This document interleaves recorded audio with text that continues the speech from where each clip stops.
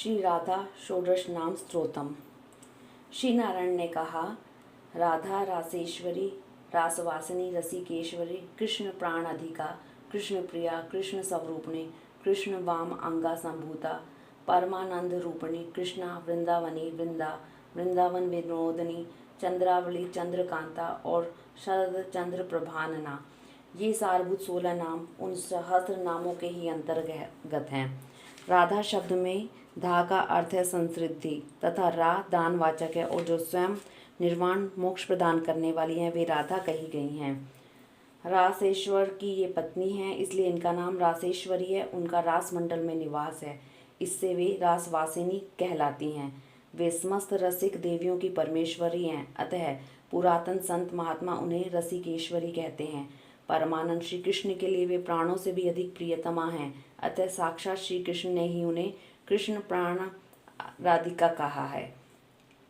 वे श्री कृष्ण की अत्यंत प्रिय कांता हैं, अथवा श्री कृष्ण ही सदा उन्हें प्रिय हैं, इसलिए समस्त देवताओं ने उन्हें कृष्ण प्रिया कहा है।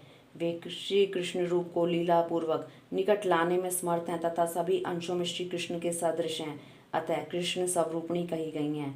परम सती श्री राधा श्री कृष्ण के आधे वाम अंग भाग से प्रकट हुई हैं, अतः श्री कृष्ण ने स्वयं ही उन्हें कृष्ण वाम अंगा संभूता कहा है। सती श्री राधा स्वयं परमानंद की मूर्तिमयी राशि हैं, अतः श्रुतियों ने उन्हें परम आनंद रूपिणी की संज्ञा दी है। कृष्ण शब्द मोक्ष का वाचक है, ण उत्कृष्टता का बोधक है, अतः आकार दाता के अर्थ में आता है। वे उत्कृष्ट मोक्ष की दात्री हैं, इसलिए कृष्णा कही गई हैं। वृंदावन उन्हीं का है, इसलिए वे वृंदावनी कही गई हैं, अथवा वृंदावन की अधिदेवी होने के कारण उन्हें यह नाम प्राप्त हुआ है। सखियों के समूह को वृंद कहते हैं और आकार सता का वाचक है। उनके समूह की समूह सखियां हैं, इसलिए वे वृंदा कही गई हैं। उन्हें सदा वृंदावन में विनोद प्राप्त होता है, अतः वेद उनको वृंदावन विनोदिनी कहते हैं। ये सदा मुख चंद्र तथा नख चंद्र की अवली से युक्त हैं, इस कारण श्री कृष्ण ने इन्हें चंद्रावली नाम दिया है। जिनकी कांति दिन रात सदा ही चंद्रमा के तुल्य बनी रहती है, अतः श्री हरि हर्षोल्लास के कारण उन्हें चंद्रकांता कहते हैं। उनके मुख पर दिन रात शरद काल के चंद्रमा की सी प्रभा फैली रहती है, इसलिए मुनि मंडली ने उन्हें शरद चंद्र प्रभा अनना कहा है।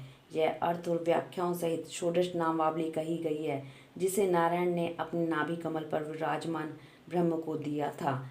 फिर ब्रह्मा जी ने पूर्व काल में मेरे पिता धर्मदेव को इस नामावली का उपदेश दिया, और श्री धर्मदेव ने महातीर्थ पुष्कर में सूर्य ग्रहण के पुण्य वर्ग पर देव सभा के बीच मुझे कृपा पूर्वक इन 16 नामों का उपदेश दिया था।